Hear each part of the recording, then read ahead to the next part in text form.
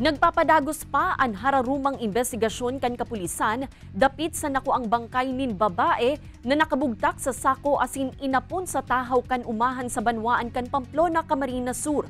Nasa state of decomposition na ang bangkay kaya padipisilan naman ang pagsusog sa pagkakabistuhan kayni.